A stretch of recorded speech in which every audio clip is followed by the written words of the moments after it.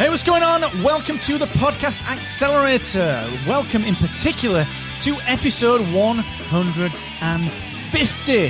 150, which is absolutely insane. So today, it's not really the usual type of episode. I just thought I'd wax a little lyrical about, things that I've learned during production of this show. And since, I think it was May the 1st when I launched it last year, just how that's been and just the appreciation that I have for everyone that's listened. So it's not your usual Accelerator episode today. Sorry if you're tuning in for a little bit of podcast education. But honestly, I'm not going to do that today. We're going to mix it up just a little bit. But look, before I do that, of course, I am Mark Asquith, CEO and co-founder of Rebel-Based Media, where we make Captivate.fm, the world's only growth-oriented podcast host, where you can get 7 days totally for free right now at Captivate.fm. We make a pile of other podcasting stuff as well.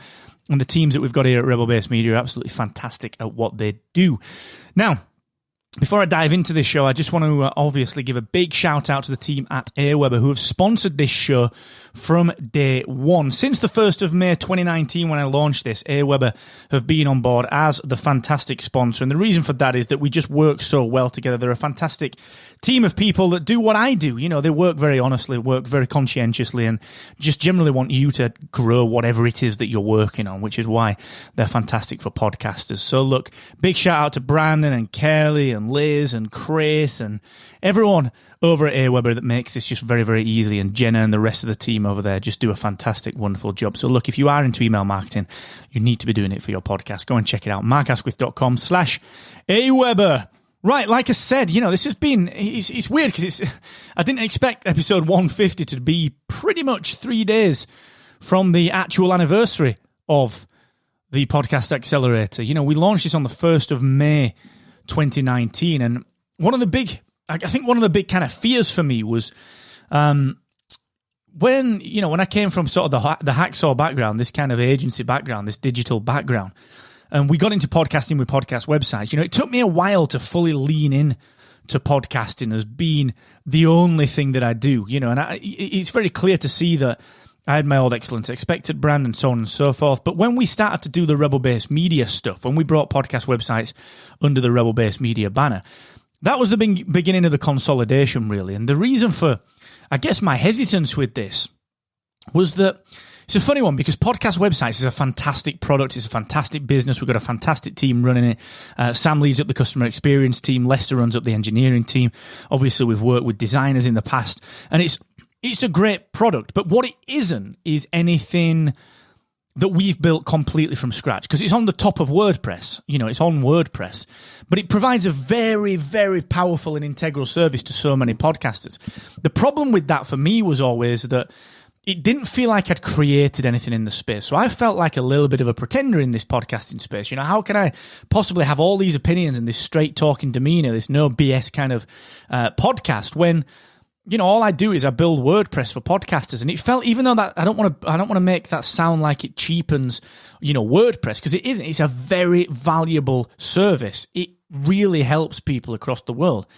But we hadn't ever built anything from scratch. So when we were building Captivate and when we were really starting to dig into productivity and the academy and a few of the things that we do at Rebel-Based Media, like the studio, then it became more comfortable for us to really lean into the fact that, we've kind of done our 10,000 hours in podcasting. We have. We've been working in podcasting every single day, 10, 12, 13-hour days in podcasting for nearly 7 years now. And, Kieran and I have done our time. So leaning into podcasting full time, it was something that we already did. We already did podcasting full time, but we were just a bit hesitant. And part of that was me being hesitant to relaunch markasquith.com, to get rid of Excellence Expected, relaunch markasquith.com, create a podcast that purely focused on podcasting. A lot of that was nerves because of the imposter syndrome that I think everyone feels. I've been in this industry years and years, but even still, had that imposter syndrome because there are so many people, like in podcasting, if you say anything at all in podcasting, there's always someone chiming up with, yeah, well, I've been in it since 2005. It's one of the big downfalls of the industry. Like, all right, we understand you've been in it since 2005. Get over it, all right? Other people can have opinions. And it even, that affected me for a long time. I was like, oh, crap, how can I possibly have these opinions? How am I valid in this space when, wow, look, these people, they're shouting about how long they've been in it. I've only been in it 5-6 years. Do you know what? I got over that. And it's a big, big lesson. It's a big reflection. And the difference that the last couple of years has made, because I got over that and really lent into this and really became that British podcast guy with that straight talking attitude and, really kind of lent into the belief system, just really underpinned by the fact that with Captivate, podcast websites, the Academy, productivity, we do serve thousands and thousands of podcasters every day. So we do have the experience, the knowledge, and the kind of the educational backing to be able to advise now and to be able to help and give opinions that are valid, which is why I do a lot of the opinion pieces that I do, the Apple Podcast one, the Spotify ones. And, none of those are easy to write. And people, I've been slammed a few times because of those, but I don't care. That's the difference now.